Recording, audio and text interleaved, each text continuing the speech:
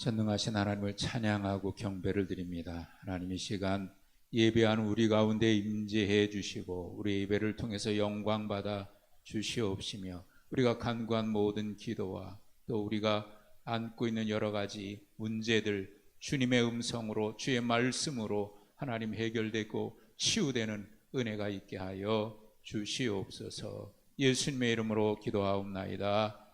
아멘.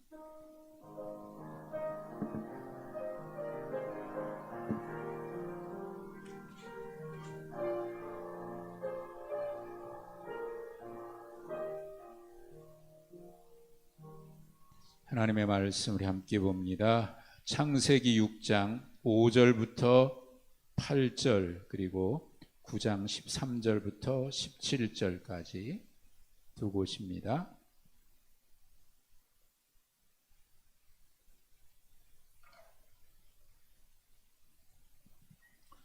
창세기 6장 5절부터 8절까지, 그리고 9장 13절에서 17절까지.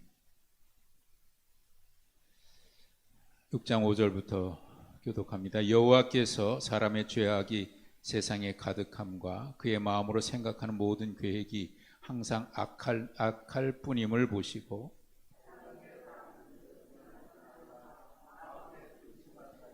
이르시되 내가 창조한 사람을 내가 지면에서 쓸어버리되 사람으로부터 가축과 기는 것과 공중의 새까지 그리하리니 이는 내가 그것들을 지었음을 한탄함이니라 하시니라. 9장 13절부터 17절까지입니다. 13절입니다. 내가 내 무지개를 구름 속에 두었나니 이것이 나와 세상 사이의 언약의 증거니라.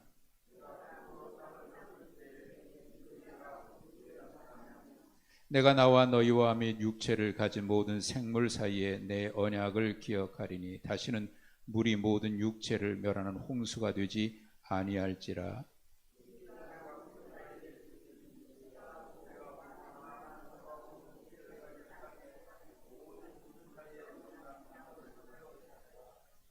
함께 읽습니다.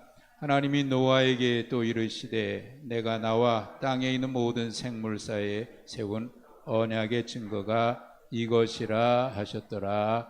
아멘. 할렐루야.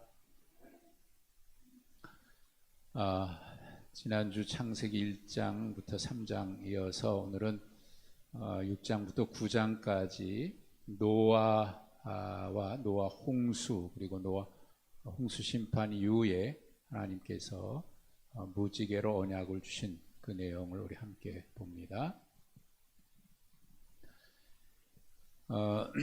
우리가 함께 읽으셨던 이 말씀은 사실은 6장 1절부터 좀 자세히 읽어야 될 텐데, 그 뒤에 뜨거운 바람이 좀 세게 붑니까? 예. 그 뒤쪽에 바람을 좀 약하게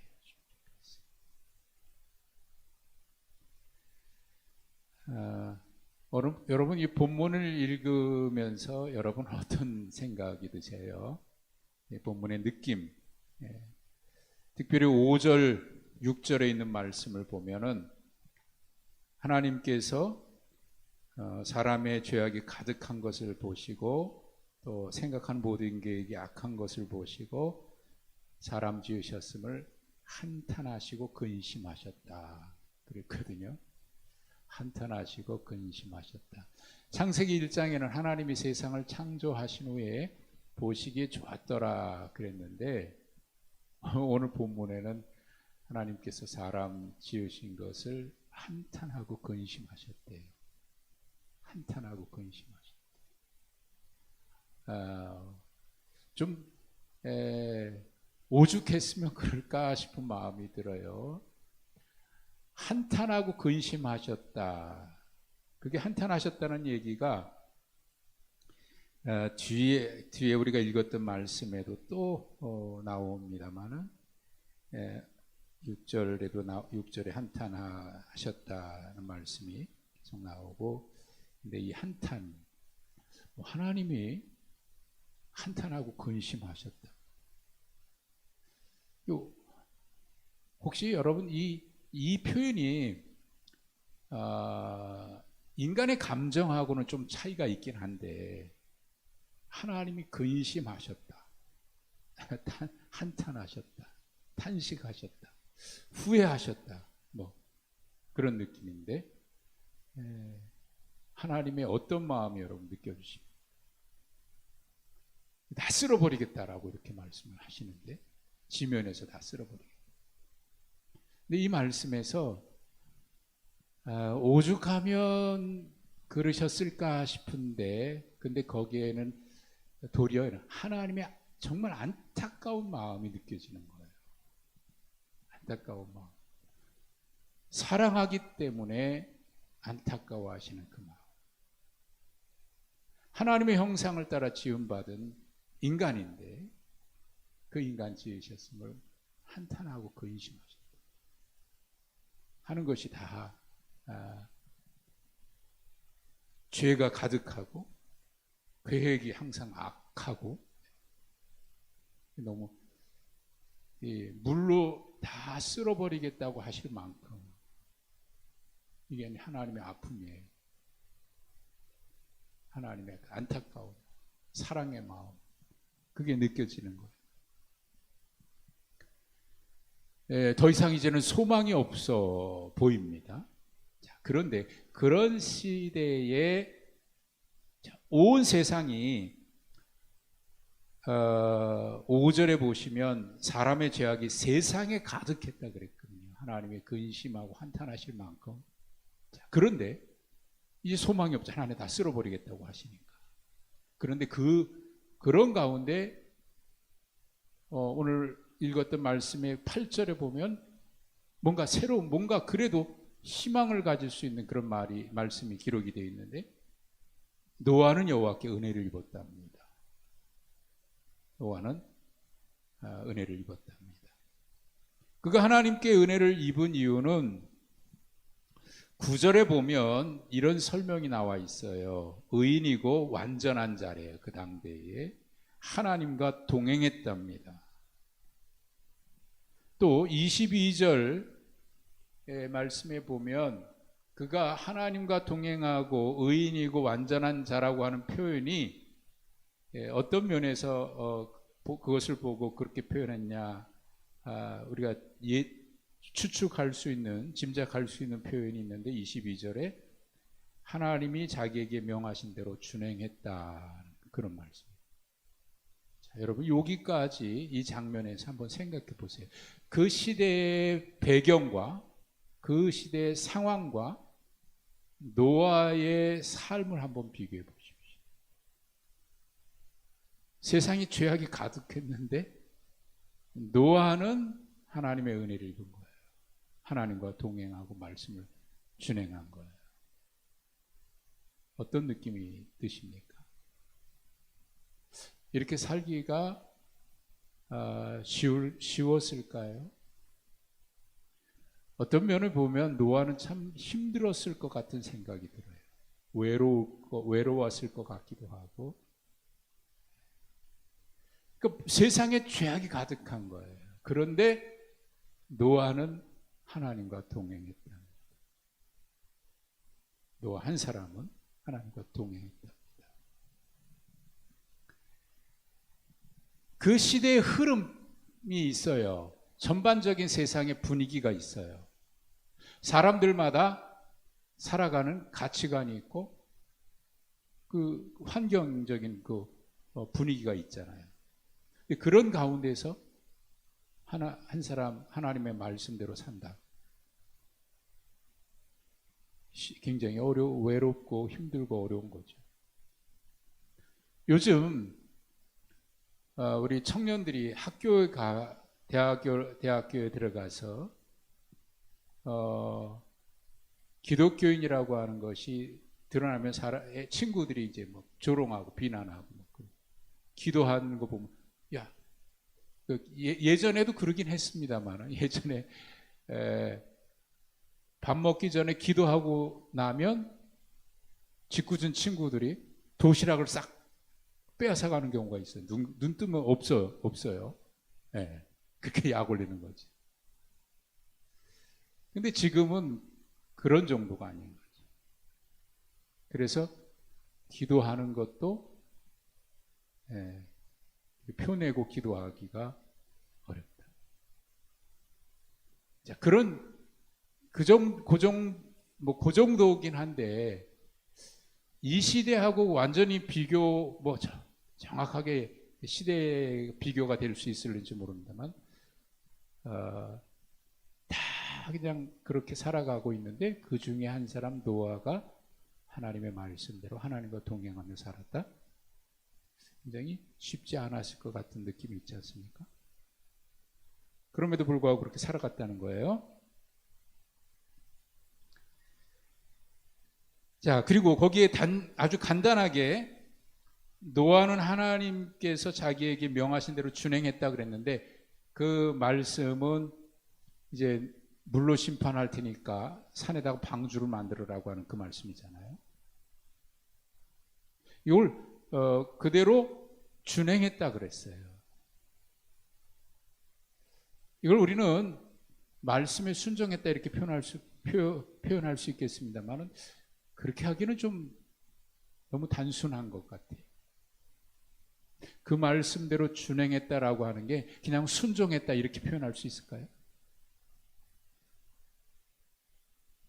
굉장히 그것도 그 말씀대로 한다고 하는 게 이게 단순히 순종해라, 순종했다 이런 차원의 문제가 아닌 거예요. 이 말씀대로 하기가 얼마나 어려웠을까요? 거기다가 또 하나 이제 방주를 다 짓고 난 뒤에 하나님께서 노아와 그의 식구들을 방주 안으로 들어가라 그러잖아요. 들어가라. 하나님의 문을 닫으셔요. 여러분 그때 노아와 노아의 가족이 그 방주 안으로 들어갈 때 노아와 노아 가족, 다 가족들은 내비두고 노아만을 생각해 보면 그 방주 안에 들어갈 때 노아의 마음은 어땠을 것 같습니까? 어떤 마음으로 그 방주에 들어갔을까요? 하나님께서 온 세상을 물로 쓸어버리겠다고 심판하시겠다고 그래요. 그리고 그 방주 안에 들어가라 너는. 자, 그 방주 안에 들어간다고 하는 것은 심판을 피해서 단순히 안전한 곳으로 피해 들어간다라고 하는 그런 차원이 아니에요. 그 안에 들어가면 이제 홍수에서 심판에서 모면할 수 있다. 안전한 곳이다 라고 이렇게 생각할 수 있는 아주 단순한 문제가 아니에요. 자, 노아 방주에 들어가요. 언제 나올까요? 알 수 있습니까? 그 노아가 그 방주에 들어갈 때 그 알고 들어갔을까요? 네, 비가 그치고 이제 그럼 나오겠지만 언제 그칠지 모르는 거예요. 그리고 온 세상이 물로 덮였다? 그 방주에서 그 방주가 어디로 떠내려갈지, 어디로 떠내려가다가 어디에 멈춰설지 그거 알 수 있을까요? 그것도 모르잖아요. 전혀 모르는 거예요. 그 안에서 얼마나 있어야 할지, 어디로 떠내려가게 될지 전혀 알지 못하는 거예요. 전적으로 알 수 있는 게 하나도 없어요. 전적 무지. 그리고 그곳에서 어떻게 할 수 있는 것도 없어요. 그냥 떠내려가는 거예요. 언젠가 좀 말씀드렸는데 방주하고 배의 차이가 있습니다. 방주하고 배의 차이는 배는 노를 저을 수 있어요. 그래서 노를 저어서 어디로 내가 가려고 하면 방향을 잡을 수 있어요. 배가 아니면 요즘 신식배 같으면 뒤에 모터가 있겠죠? 그래서 방향을 내가 잡고 가는 거예요. 어디로 가겠다. 네? 그러니까 배는 방향을 잡고 갈 수 있는 게 배입니다. 방주는 어디로 갈지 방향을 잡을 수가 없어요. 그냥 떠내려가는 거예요. 떠내려가는 거예요. 그 모세가 갈대 상자에 그 나일강에 갈대 상자에다가 담아서 띄워보냈잖아요. 그때 그 갈대 상자도 방주거든요. 단어가 같아요. 방주하고 갈대 상자하고 단어가 같아요. 그때도 역시 마찬가지죠. 모세 어머니가 모세를 갈대 상자에 넣고 물 들어가지 않게 역청을 칠한 다음에 나일강에 띄워요. 어떤 마음이었을까요? 뭐 그 요게벳의 노래라고 하는 그런 찬양도 있죠. 그 갈대 상자를 띄울 때 어떤 마음이었을까? 뭐 그런 가사가 있어요. 어떤 마음이었을까요? 물론 사전에 거기에 바로의 공주가 오는 곳이 목욕하러 오는 곳이라고 하는 것을 그가 알고 있었던 것 같긴 합니다만은, 그러나 그거는 보장할 수 있는 게 아니거든요. 그러니까 갈대 상자를 그 나일강에 띄운다? 그건 어디로 가는지 모르는 거 아닙니까? 그 노가 없지요? 아이가 노를 저을 수도 없고 그냥 떠내려가는 거야. 가는 대로 떠내려가는 거야. 전적인 무능입니다. 전적인 무지입니다. 알지도 못하고 할 수도 없습니다. 자, 그러면 요게벳은 이 갈대 상자 방주를 나일강에 띄울 때 어떤 마음이었을까요? 노아가 이 방주에 들어갈 때 어떤 마음이었을까요? 내 힘으로는 할 수 있는 게 없어요. 어떻게 될지도 몰라요. 아는 것도 없고 할 수 있는 것도 없어요. 그래서 단지 하나님의 말씀대로 했을 뿐이에요. 여러분, 여기서 믿음이라는 말을 하는 겁니다. 여기서 믿음이라는 말을 하는 겁니다. 믿음은 하나님을 신뢰하는 겁니다. 내가 어떻게 할 수 있는 게 없는 거예요. 그래, 내가 이 정도 할 수 있는 게 있지.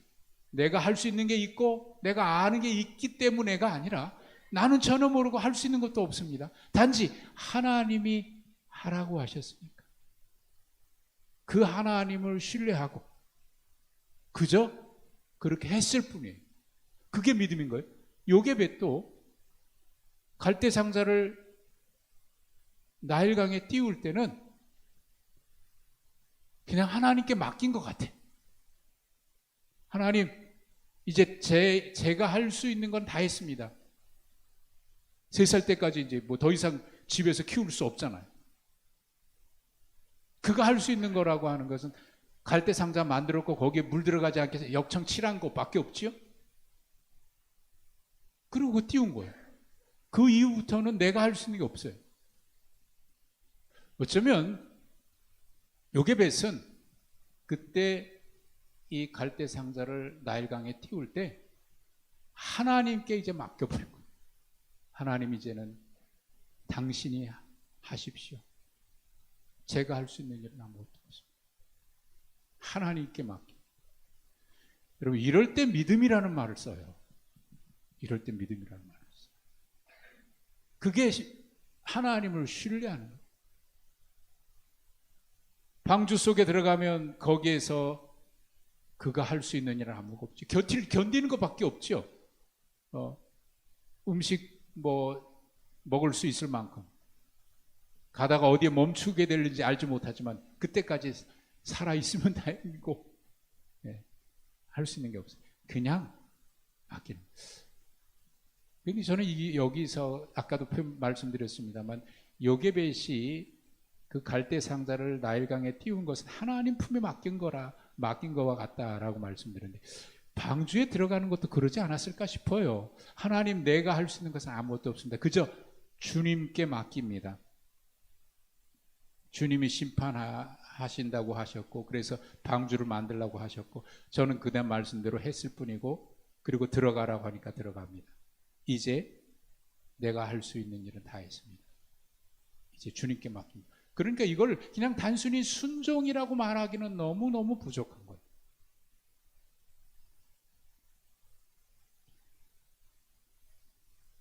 여러분, 그 하나님의 말씀대로 살아간다고 하는 게, 믿음을 따라 산다는 게, 이게 참, 어떤 면에서는 우리 쪽에, 인간의 쪽에서 생각해 보면 이건 좀 무모해 보여요. 대책이 없거든요. 아는 것도 없어요. 자, 엘리야가 아합 왕과 그때 이세벨 이제 선지자를 다 죽이고, 그래서 그 도망가잖아요. 온 세상에 가뭄이 들었고 먹을 것도 없고, 그래서 도망가는데 깊은 산속에 가다가 사르밧 과부를 만나는데, 사르밧 과부를 만났는데 그 보니까 그 집도 참 딱하게 아들하고 둘이서 이제 마지막 먹고 죽으려고 그러는데, 그걸 보고 엘리야가 자기를 대접하라. 자, 어떤 면에서 보면 이 말씀을 따라 산다는 것은 좀 대책 없는 것 같아요. 대책 없는 것 같아요. 인간의 면에서 보면 대책이 없어요. 근데 하나님도 대책이 없는 건 아니죠. 하나님은 대책이 있으신데 우리가 알지 못할 뿐이죠. 그래서 그분을 신뢰하는 거다 그 말입니다. 그분을 신뢰. 나는 방법이 없고 나는 알지 못하지만 하나님도 그런 게 아닙니까? 내가 알지 못할 뿐이지, 하나님의 방법을 내가 알지 못할 뿐이지 하나님께는 방법이 있어요. 내가 모를 뿐이지. 그러니 그분을 신뢰하는 거죠. 신뢰하기에 말씀을 따라 살아가는 것. 이걸 우리는 순종이라고 얘기하는데 순종이라고 말하기엔 너무 부족한 거다.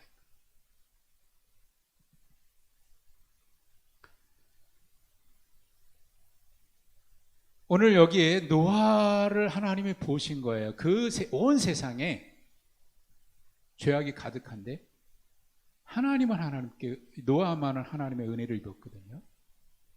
이 말 속에는 하나님이 노아를 보고 계셨다라는 말이 있는 거예요. 하나님이 그를 찾으신 거예요. 그래서 하나님이 그에게 은혜를 주신 거예요. 근데 은혜를 주셨는데 노아가 이 은혜 받았다는 것을 어떻게 알았을까요? 하나님을 보고 그는 은혜 받은 것을 알아요. 하나님이 그를 찾으신 거죠. 한 사람. 온 세상에 죄악이 가득한데 단 한 사람, 노아와 노아의 가정만은 의롭다. 하나님과 동행했다. 하나님이 은혜를 주시거든요. 여러분, 세상에 생각해 보세요. 단 한 사람이에요. 한 가정이에요. 무슨 의미가 있을까요? 하나님의 일은 참 이상해요. 하나님이 하시는 일은 참 이상해요. 하나님은 사람이 많기 때문에 하시는 게 아니고, 사람이 적기 때문에 못 하시는 게 아니고, 단 한 사람이라고 하더라도 그가 하나님 보시기에 합하면, 하나님 보시기에 합하다는 말을 제가 했는데, 사도행전 13장에 보면 이세 아들 다윗을 하나님 보시니 내 마음에 합한 자다 그랬거든요. 그 합했다라고 하는 말이 완전하다는 말은 아니에요. 죄 없는 자라는 말이 아니에요. 모든 면에서 완벽하다라는 말이 아닙니다. 그도 부족한 사람이죠. 그도 실수가 많은 사람이죠. 노아도 완벽한 사람은 아닌 거예요. 아브라함도 그랬고, 하나님이 쓰셨던 아브라함도 그랬고, 노아도 그랬고, 모세도 그랬고, 다윗도 그랬고, 여러분 다 완벽하지 않죠? 실수 많아요. 근데 무엇이 하나님의 마음에 합했을까요? 그 중에 어떤 면이 하나님 보시기에 합한 게 있는 거예요. 어떤 면이. 오늘 본문에 나와 있는 모세의 사적을 보면 그가 하나님과 동행하는 사람이었다. 하나님의 말씀을 준행했다. 그 면이 하나님의 마음에 아파하셨던 것 같아요. 그래서 하나님은 그 사람을 통해서 일하기 시작하십니다. 하나님이 찾으시는 한 사람. 세상으로 볼 때는 아무 힘이 없지요. 한 사람이 뭘 세상을 어떻게 바꿉니까? 한 사람이 어떻게 세상을 구원합니까?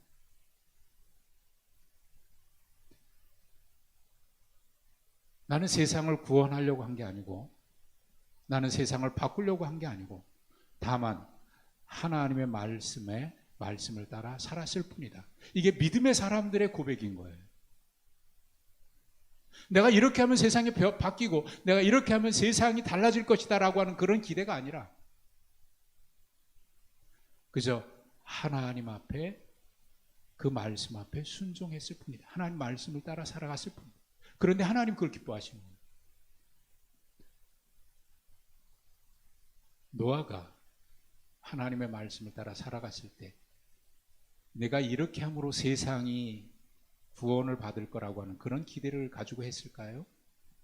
그런 거 아니거든요. 그저 하나님을 신뢰하니까 나는 모르지만 하나님은 뭔가 계획이 있으시고 하나님의 뜻이 있는 줄 알고 그저 그 말씀을 따라 살았을 뿐이에요. 그런데 하나님이 그걸 기뻐하시는 거예요. 여러분, 바로 이게 믿음입니다. 믿음. 여기서 믿음이라는 말을. 그죠? 결과가 어떻게 될지는 아무도 몰라요. 이렇게 하면 어떤 결과가 나올까? 전혀 모릅니다. 아브라함도 그랬죠. 갈대아우를 떠나서 갈 때 갈 바를 알지 못하고 간 것뿐이죠. 가면 어떻게 될지 몰라요. 그런데 말씀을 따라갔더니 하나님께서 그에게 약속을 주십니다. 내가 너로 모든 민족의 복을 받게 하는 복이 되게 하겠다. 하나님이 그 계획이 그죠? 말씀을 따라갔을 뿐인데 하나님이 그렇게 사용하시죠. 자, 그렇게 해서 이제 세상의 물로 심판하셨고 홍수가 지나고 물이 거치기 시작해서 노아 방주가 한 땅에 도착해서 그곳에서 하나님 앞에 예배하죠. 제일 먼저 예배합니다. 하나님이 그 예배를 받으셨다고 그래 있어요. 8장 21절에 나와 있죠. 노아가 제단을 쌓고 하나님 앞에 제물로 번제로 제단에 드렸더니 하나님 그 향기를 받으셨다, 예배를 받으셨다 그 말입니다. 예배를 받으셨다. 8장 21절에. 그리고 하나님께서 노아에게 복을 주시면서 그에게 약속을 하신 내용이 오늘 9장에 있는 말씀이죠. 9장에 있는 말씀. 무지개. 여기서 무지개는.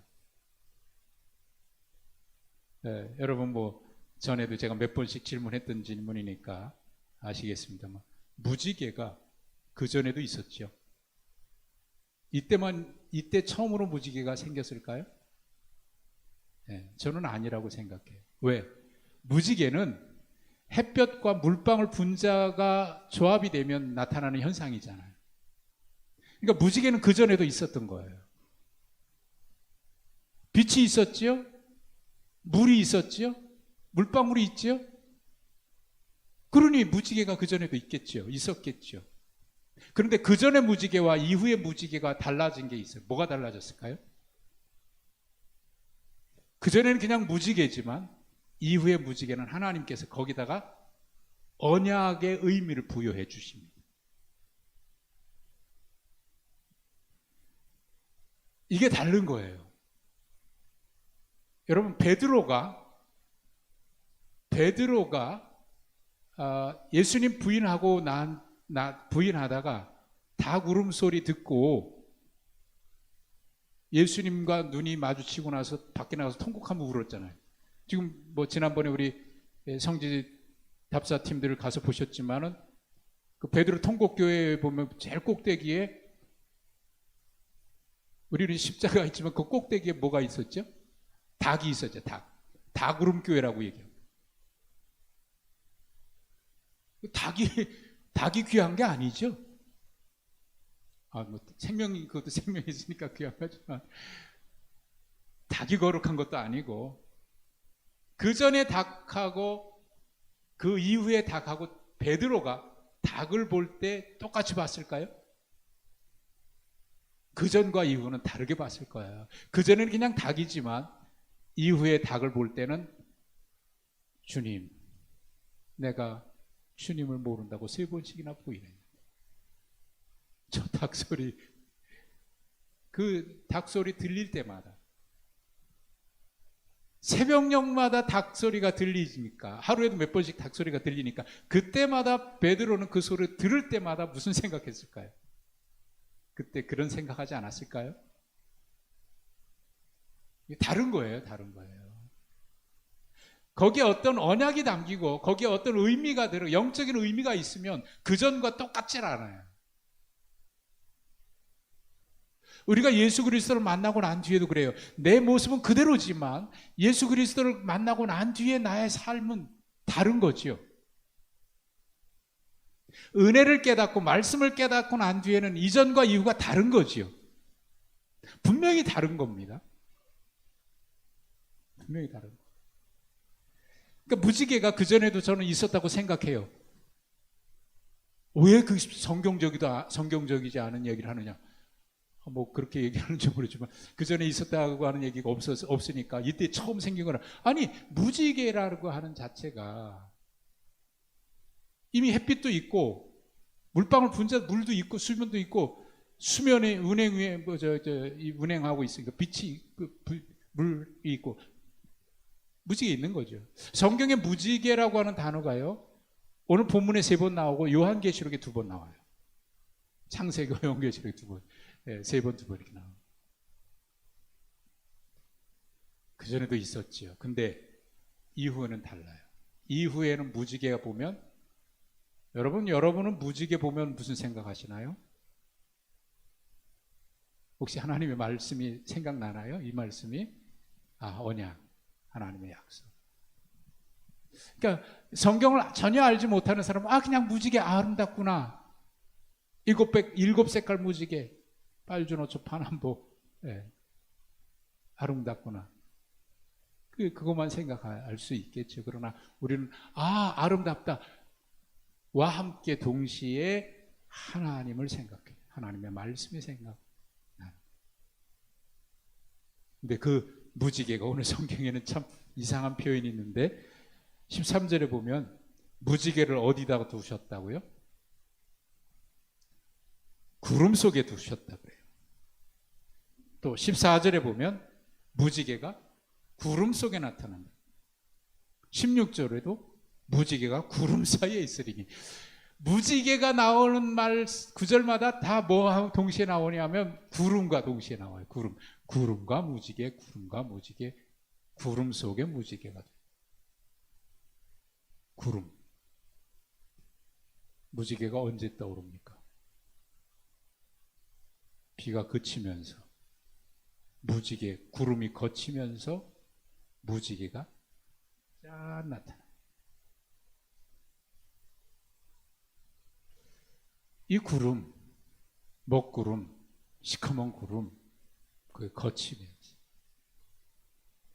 그러니까 우리의 인생의 여정에는 구름이 낄 때가 얼마나 많습니까? 마음의 염려의 구름, 근심의 구름,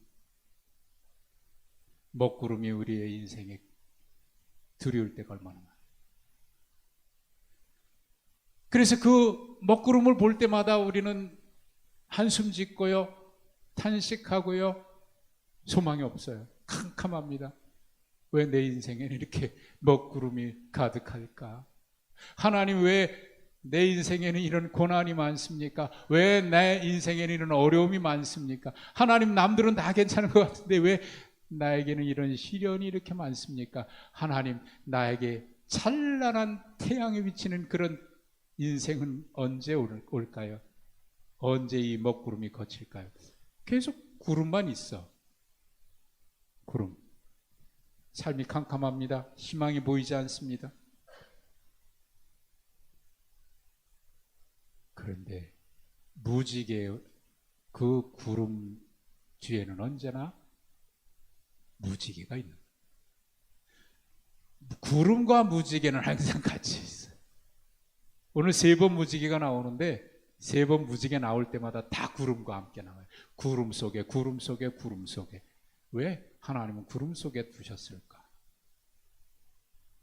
인생의 먹구름이 올 때 여러분 그 뒤에는 항상 하나님의 언약이 있다는 사실을 기억하시기 바랍니다. 하나님이 그 무지개 말씀을 하시면서 언약의 증거라고 하셨어요. 12절, 17절 언약의 증거라고 얘기하셨어요. 그리고 13절에도 또 있네. 언약의 증거라는 말이 3번씩이나 나오네요. 그리고 동시에 이 무지개가 나타날 때 하나님이 내가 보고 하나님 뭐라고 말씀하셨어요? 내가 이 언약을 기억하리니. 기억. 하나님의 기억. 이 하나님의 기억, 하나님이 기억하신다는 말이 오늘 본문에 2번이나 나왔고 8장 1절에도 보면 노아 방주 안에 들어가 있을 때 하나님이 또 기억하셨다는 말이 또 나와요. 하나님이 기억하셨다. 여러분, 하나님은 우리의 인생의 먹구름이 아무리 가득해서 우리 앞날이 캄캄하고 소망이 없고 희망이 없어 보여도 그래서 우리의 인생이 절망 가운데 빠진 것처럼 힘들어도 하나님은 언제나 우리를 기억하고 계신다는 사실. 우리는 잊을지 모르지만 하나님은 기억하시. 언젠가 제 마음속에 이런 마음, 너 언젠가 너 나한테 무슨 기도했니? 가물가물해요? 네가 그때 이 기도한 건 나는 기억하고 있다. 여러분, 나는 기억이 안 되는데 하나님은 기억하고 계시는 거예요. 하나님은. 언젠가 내 입술로 그냥 지나가듯이 고백했는데 하나님은 그것을 기억하고 계신 거예요. 제가 고등학교 때 하나님 제가 주의 종이 되겠습니다. 하나님이 그걸 기억하고 계셨던 거예요.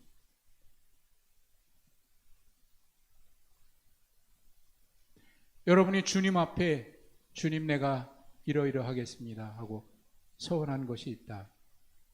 하나님은 그걸 기억하고 계셔요. 그리고 기다리고 계셔요. 기다리고 계셔요. 그리고 언젠가 그 기억을 떠오르게 하시기도 하고 내가 너에게 약속한 거 이 무지개 언약의 증거 내가 그것을 보면 내가 너에게 한 언약을 기억하리라. 이렇게 얘기하니까 그럼 하나님은 평소에는 잊어버리고 계시나? 그건 아니죠. 하나님은 잊어버리시진 않아요. 이것도 우리를 위해서 주시는 말씀 같아요. 너 그때 기억하지? 나도 기억하고 있다. 나도 기억하고 있다. 참 놀랍더라고요. 그때는 몰랐는데 지나고 나면 하나님이 그때 내 기도를 기억하고 계셨구나. 하나님이 그때 내가 그렇게 순종한 것을 기억하고 계셨구나. 그때 내가 하나님 앞에 무릎 꿇었던 것을 기억하고 계시구나. 히스기야 왕이 죽을 병에 걸려서 하나님 앞에 기도했어요. 근데 하나님께서 히스기야에게 뭐라고 말씀하셨냐면 너의 눈물 병, 그 병에 담긴 눈물을 내가 보았노라. 기억하노라. 하나님 기억하고 계십니다. 하나님은 절대로 잊어버리지 않습니다. 기억하고 계십니다. 우리의 눈물을 기억하고 계시고 우리의 아픔을 기억하고 계시고 그런 가운데도 정말 힘들고 어렵지만 하나님 알겠습니다 하고 제가 무릎 꿇고 순종했던 그것을 기억하고 계십니다. 하나님, 제가 정말 죽기보다 싫어요. 그런데 그 자존심 내려놓고 하나님 앞에 주님 알겠습니다. 주님의 뜻이라면 제가 하겠습니다. 하나님 기억하고 계시고 기억하고 계시고. 그러니까 이 내가 언약을 기억한다는 얘기는 하나님이 잊어버리고 계시다는 얘기가 아니에요. 항상 기억하고 계시죠. 그러나 우리도 기억하라는 거예요. 우리도 기억. 언약을 기억하리라. 하나님이 기억하시는 거예요. 거기에 우리의 희망이 있고 소망이 있는 거예요. 나는 잊어버릴 줄 모르죠. 한 사람, 노아 한 사람, 그 한 사람이 은혜를 입었는데 하나님은 그를 통해서 새로운 역사를 시작하시잖아요. 그러니까 하나님은 언제나 한 사람을 통해서 일하십니다. 여러 사람이라고 안 하시는 게 아니고 우리가 생각할 때 많고 적음의 문제가 아니다 그 말입니다. 나 혼자가 아무 의미 없는 것 같아도 하나님은 보고 계시고 기억하고 계시고 그를 통해서 그러니까 가정이 새로워지는 것도요, 교회가 새로워지는 것도요, 나라와 민족이 새로워지는 것도 온 국민이 아니라 한 사람으로부터 시작해요. 그게 소망이에요. 그게 사명이고 교회, 가정,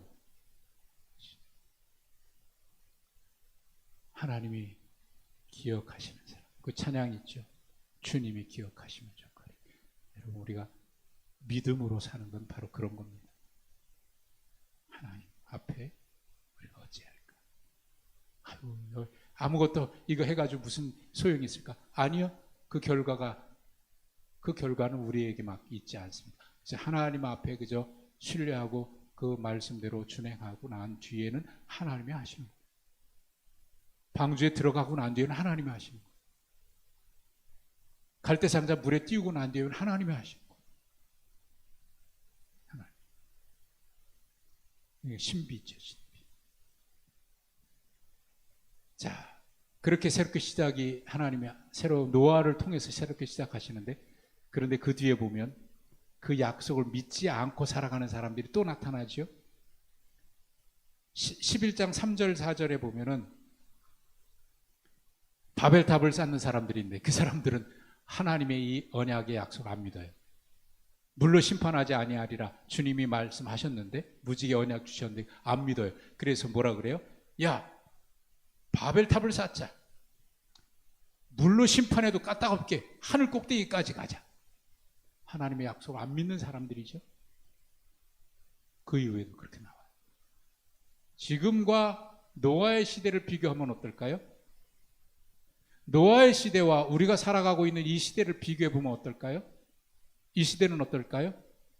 그 시대의 노아의 시대처럼 이 시대도 죄악에 관영하고 악한 것을 꾸미고 그런데 노아가 은혜를 입었다? 그러면 지금도 그렇다면 온 세상에 죄악이 가득하고 사람들이 꾸미는 것이 악하고 하나님을 대적하고 그런다고 할지라도 그런 세대에 노아가 살아가는 것이 힘들고 어려웠을 거라 외로웠을 거라 말씀드렸죠. 그럼에도 불구하고 하나님을 신뢰했던 것처럼 그 하나님이 그 노아를 기뻐하시고 은혜를 주셨던 것처럼 지금도 이 시대가 노아의 시대와 같다고 하면 지금도 하나님이 찾으시는 것은 누굴까요? 바로 그런 사람이죠. 그 사람이 바로 우리 여러분이 되어야 될 줄로 믿습니다. 하나님이 찾으셨어요. 우리 모두가 그렇게 이 시대의 노아로 살아갈 수 있기를 주님의 이름으로 축복합니다. 하나님 아버지, 이 시대에 믿음으로 살기가 어렵습니다. 말씀을 따라 살기가 어렵습니다. 눈에 보이지 아니하고 알 수도 없습니다. 하지만 하나님을 신뢰합니다. 하기에 하나님의 말씀을 그저 묵묵히 따라가고자 합니다. 하나님, 온 세상이 죄악이 간영했던 그 시대에 노아하는 하나님의 은혜를 입었던 것처럼 하나님, 이 시대에 은혜를 입는 하나님의 거룩한 백성들, 믿음으로 살아가는 우리 모두가 되기를 원합니다. 주님을 바라보고 주님을 기대하고 주님만이 우리의 소망이기에 날마다 주님을 신뢰하며 믿음으로 살아가겠나이다. 우리를 붙들어 주옵소서. 예수님의 이름으로 기도하옵나이다. 아멘.